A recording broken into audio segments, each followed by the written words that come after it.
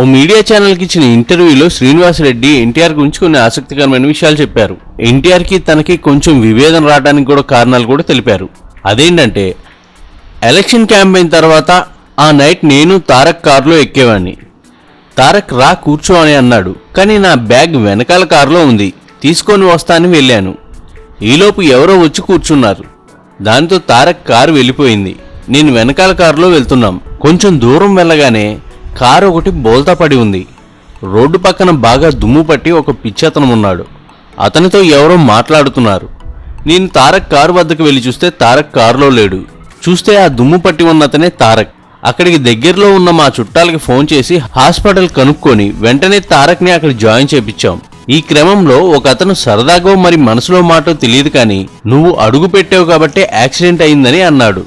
దానితో నేను షాక్ గురయ్యాను. వెంటనే తేరుకొని రీకౌంటర్ ఇచ్చాను. నేను ఉన్నాను కాబట్టి తారక్ ప్రాణాలతో బయటపడ్డాడు అని అనుకోవచ్చుగా అన్నాను. బహుశా ఈ మాట వారు తారక్కి మరోలా చెప్పి ఉండవచ్చు. ఆ తర్వాత తారక్కి నాకు దూరం పెరిగింది అని చెప్పుకొచ్చాడు శ్రీనివాస్ రెడ్డి. ఈ వీడియోపై మీ విలువైన కామెంట్స్ ని మాతో షేర్ చేసుకోండి. అండ్ ఇంకో విషయం, సబ్స్క్రైబ్ చేయడం మర్చిపోకండి.